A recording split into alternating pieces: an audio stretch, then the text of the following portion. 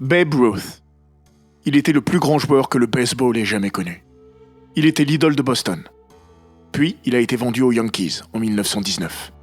Depuis, les Red Sox, la grande équipe du début du XXe siècle, ont connu une incroyable disette, ponctuée de crève-cœurs plus douloureux les uns que les autres.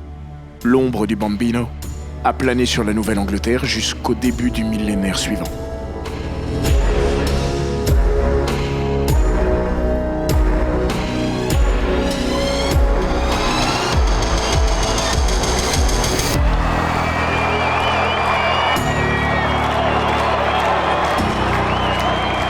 Bienvenue dans les grands récits d'Eurosport.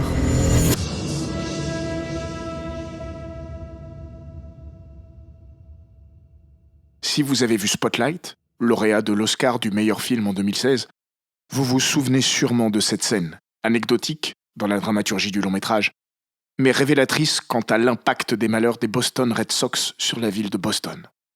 Marty Baron, nouveau rédacteur en chef du Globe, vient de débarquer en Nouvelle-Angleterre, en provenance de Floride. Attablé dans un restaurant chic, il attend Robbie Robinson, le responsable de Spotlight, en lisant La malédiction du Bambino, le best-seller de Dan Shaughnessy, publié en 1990. Lorsqu'il arrive, Robinson, repérant l'ouvrage, suggère à son nouveau boss de venir voir un match des Red Sox. Le Globe a des billets de saison au stade Fenway quand vous serez installé, si ça vous dit. Merci. Mais très honnêtement, je suis pas amateur de baseball. Je voulais plutôt essayer de comprendre cette ville. Ouais. L'action de Spotlight se passe en 2001. Les Red Sox sont alors sevrés de titres depuis 83 ans. Et la malédiction du Bambino est plus que jamais ancrée dans la conscience collective de la cité bostonienne. Tout le monde n'est pas un fanatique des Red Sox à Boston. Encore que. Mais la ville tout entière a fini par être imprégnée par cette disette, aussi improbable par son amplitude temporelle que cruelle dans sa forme. Les Cubs de Chicago sont restés plus longtemps sans connaître le goût du sacre suprême. 108 ans. Mais la malédiction de Billy Goat n'atteint pas les sommets du mysticisme de celle des Red Sox et du Bambino. La malédiction, c'est donc cette incapacité des Sox à décrocher le titre en MLB pendant plus de 8 décennies. Le Bambino, c'est Babe Ruth. He was the first major media star in American life, and he really transcended baseball. Babe Ruth is considered the greatest ball player who ever lived. I mean, there was nobody who played the game better than he did. Toujours considéré aujourd'hui comme le plus grand joueur de l'histoire du baseball.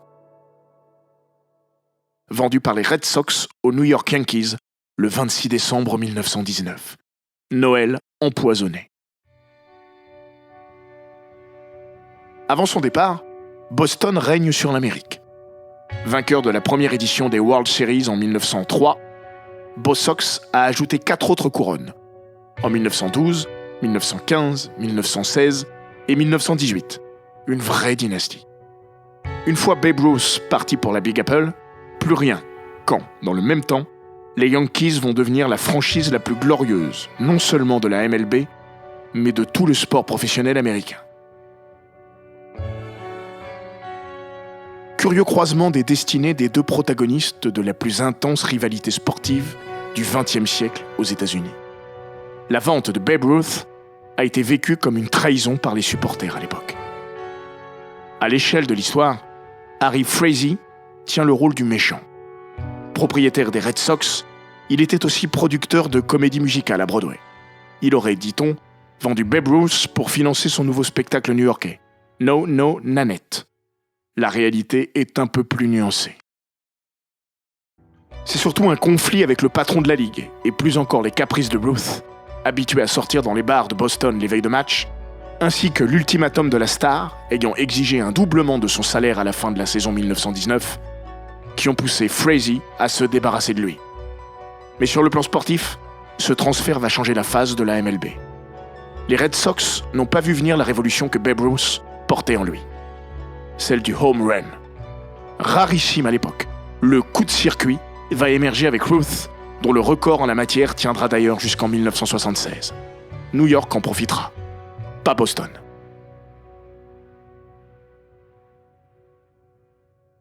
Avec Babe Ruth, les Yankees vont remporter les World Series à 4 reprises entre 1923 et 1932. le début d'une invraisemblable success story, enclenchée avec l'arrivée du Bambino, mais qui se prolongera bien au-delà.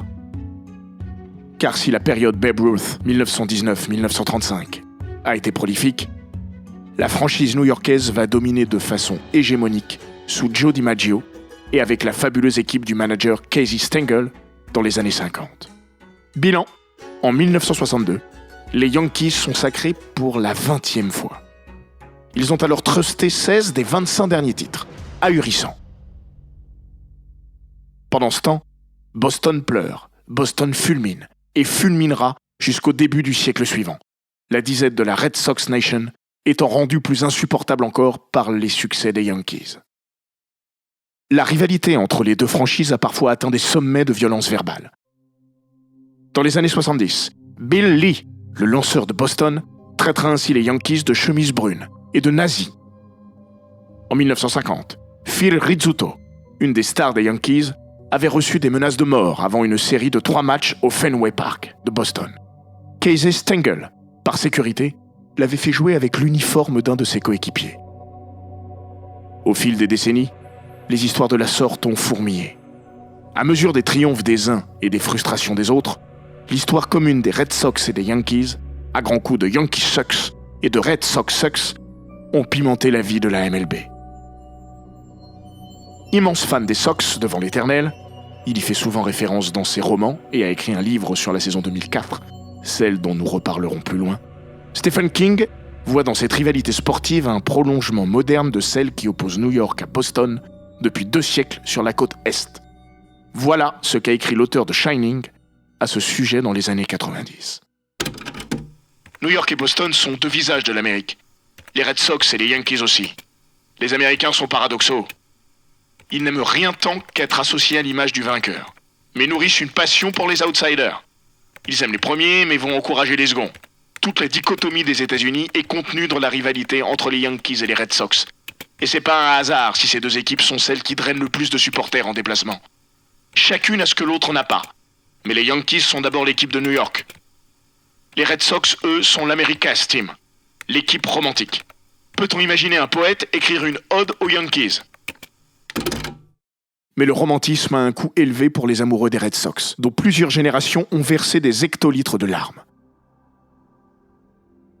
Imaginez qu'entre 1919 et 2003, pendant que le géant de Big Apple savourait 26 fois les World Series, Boston n'a remporté sur la même période que 4 petits titres de division, en 1946, 67, 75 et 86.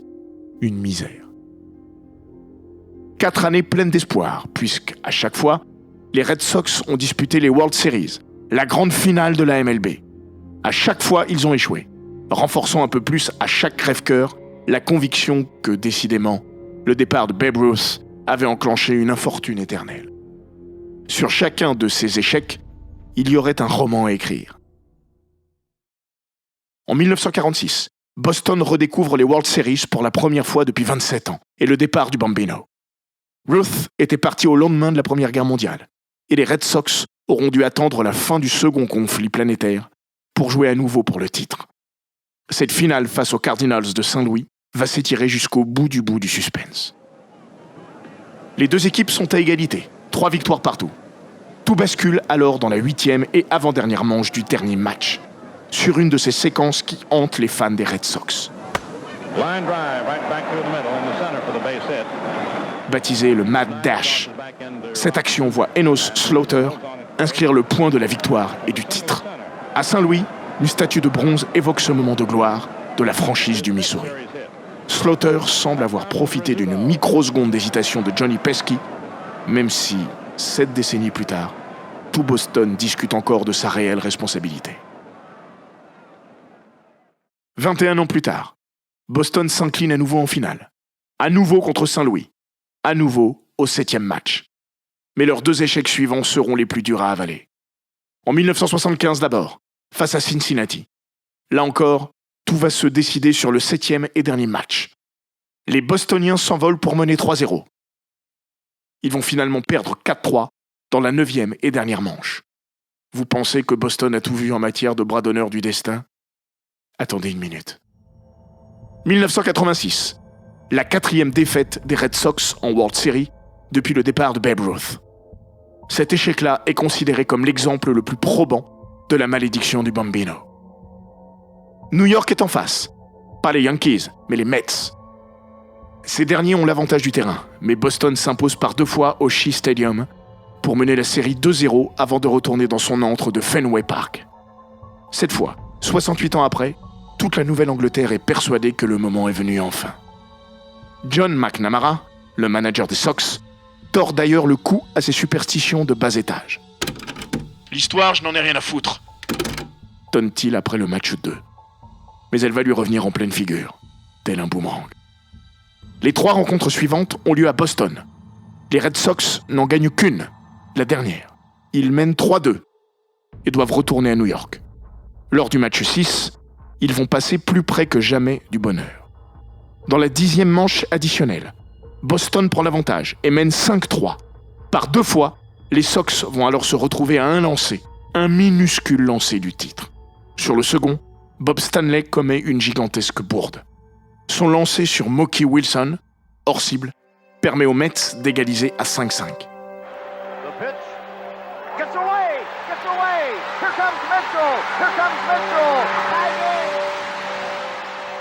Quelques instants plus tard, Bill Buckner y va lui aussi de sa bévue, en laissant passer la balle entre ses jambes, autorisant Ray Knight à inscrire le point décisif.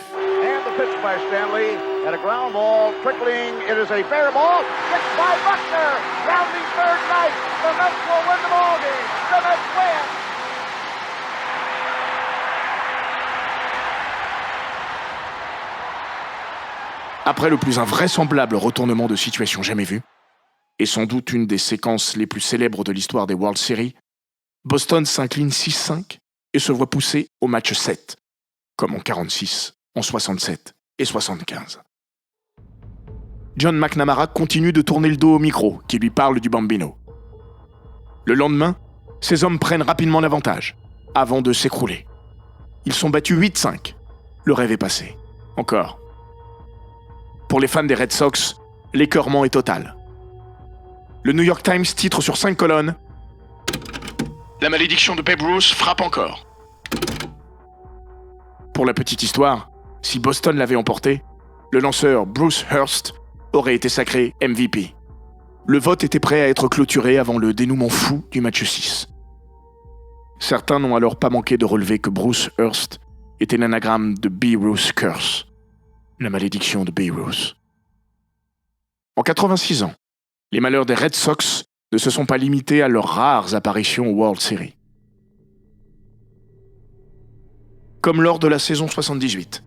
À l'époque, seules 2 équipes se qualifient pour les play-offs dans chaque conférence. Les vainqueurs de chaque division. Dans l'AL Est, Boston survole les débats avant de s'effondrer brutalement à la fin de l'été. Les Yankees, un temps relégués 14 victoires derrière les Red Sox, les rejoignent le 10 septembre, s'imposant notamment 4 fois de suite au Fenway Park. Un enchaînement connu sous le nom de massacre de Boston. À égalité parfaite en fin de saison régulière, les 2 équipes doivent disputer un match de barrage pour déterminer qui jouera la finale de conférence. Au Fenway Park, New York s'impose grâce à un home run de Bucky Dent. Improbable, car Dent n'était pas réputé pour être un gros frappeur. Cela ne pouvait arriver qu'aux Red Sox. Il y avait plus de chances de voir tomber de la merde des nuages que de voir Bucky Dent réussir un home run. Pestera Bill Lee. Don Zimmer, le capitaine des Sox, crache à la télévision un « Bucky fucking Dent ». Ce surnom va coller à la peau du New-Yorkais. Si vous vous promenez à Boston, ne vous étonnez pas de croiser dans la rue des fans des Sox avec un t-shirt « Bucky fucking Dent ». Mythe ou réalité, à chacun de se faire son opinion. Mais quand on traîne une telle poisse sur plus de 80 ans, il y a de quoi croire à l'irrationnel. Mieux vaut en tout cas ne pas badiner avec la malédiction du Bambino. En 2001, Pedro Martinez, la star de Boston, a blasphémé après une victoire contre les Yankees en saison régulière. J'en ai marre de toutes ces questions stupides à propos des Yankees. Et je crois pas aux malédictions. Sortez Babe Ruth de sa tombe, je vais lui botter le cul. Peu après, Martinez se blessera.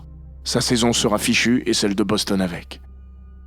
Devant un tel acharnement, les supporters des Red Sox ont tout tenté pour contrecarrer la malédiction du Bambino. Un exorciste a été engagé dans les années 90 pour purifier le Fenway Park. En 2001, Paul Giorgio, un fan de Boston, est même allé jusqu'au sommet de l'Everest pour y déposer une casquette des Sox et brûler celle des Yankees au camp de base. Plus abracadabrantesque encore, un an plus tard, un certain Kevin Kennedy s'est mis en tête de retrouver le piano de Babe Ruth. Selon la légende, le dit piano aurait été jeté jadis dans un lac, le Millis Pond. Kennedy et ses compères ont décidé de partir à sa recherche. Si nous retrouvons le piano et le remettons en état, la malédiction s'arrêtera peut-être. Pour sonder le lac et mener ses recherches, il va même faire appel à John Fish, un expert qui avait contribué à retrouver des débris du vol 800 de la TWA à Long Island. En 2004, sur Storrow Drive, le grand axe sur les quais de Boston, un panneau indiquant « Reverse Curve », virage inversé, est vandalisé. Un graffiti l'a transformé en « Reverse the Curse », inverser la malédiction. Nettoyé à plusieurs reprises, le panneau a vu réapparaître le message à chaque fois, jusqu'à ce que la municipalité décide de le laisser en l'état. Qui sait, peut-être a-t-elle eu raison. Car cette année 2004 va tout changer. Au mois de juillet, lors d'un match à domicile, un petit garçon est blessé en tribune par une balle, suite à une frappe de Manny Ramirez. L'enfant perd 2 dents dans l'affaire. Il racontera après la rencontre vivre dans une ferme qui avait jadis appartenu à Babe Ruth. Les fans, prêts à se raccrocher à tout, ont voulu y voir un signe. Cette saison-là, Boston se hisse en play-off, en finale de la Ligue américaine. Les Sox retrouvent leur vieil ennemi. La série tourne au cauchemar. Les Yankees mènent 3-0. Mais les Red Sox vont accomplir un miracle. En 4 jours et 4 matchs, du 17 au 20 octobre, ils vont remporter 4 rencontres, dont les 2 dernières au Yankee Stadium. Le match 6, le Bloody Sock Game, en référence à la blessure du lanceur de Boston, Curt Schilling, est resté le plus fameux. Jamais dans l'histoire du baseball, une équipe n'avait remporté une série après avoir été menée 3-0. Dans tous les sports américains, il n'existe que 3 cas similaires en NHL. Toronto, en 1942, les Islanders, en 1975, et Boston, en 2010. C'est dire si ce retournement de situation était improbable. Mais pour anéantir cette malédiction plus résistante qu'un Terminator 12e génération, sans doute fallait-il un événement au scénario inimaginable. L'improbable pour chasser l'improbable. Savoureuse revanche sur le destin, surtout face à l'éternel ennemi Yankee. Ces 4 journées ont changé l'histoire des Red Sox. Elles ont été retracées dans un formidable documentaire, intitulé « 4 Days in October ». Don't let us win this game tonight. Red Sox are 3 outs away from being swept. It hasn't happened in the history of baseball. Don't let us win today. That's all I'm trying to say. Roberts is going. Posada's throw. Roberts safe. That's how DR does it. He steals second base in Game 4 when the world knows he's going. You either ride or you either die. You got no choice. You know what I'm saying? Dans la foulée, Boston va survoler les World Series.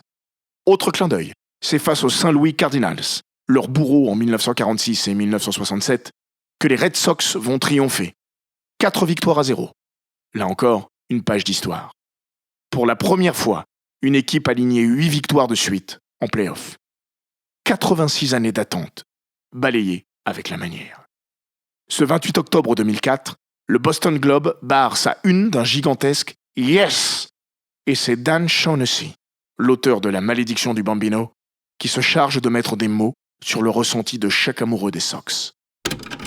C'est donc ça qu'ils ont ressenti en 1918. Aujourd'hui, nous savons.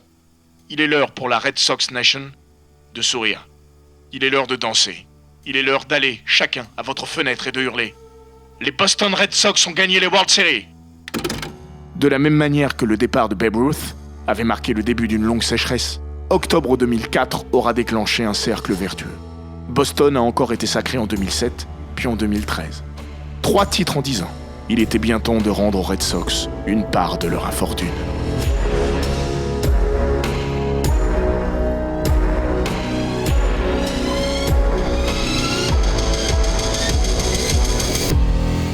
Cet épisode des grands récits d'Eurosport a été écrit par Laurent Vergne. Il est raconté par Florian Bayou, monté par Jean-Gabriel Rassa et produit par Bababam.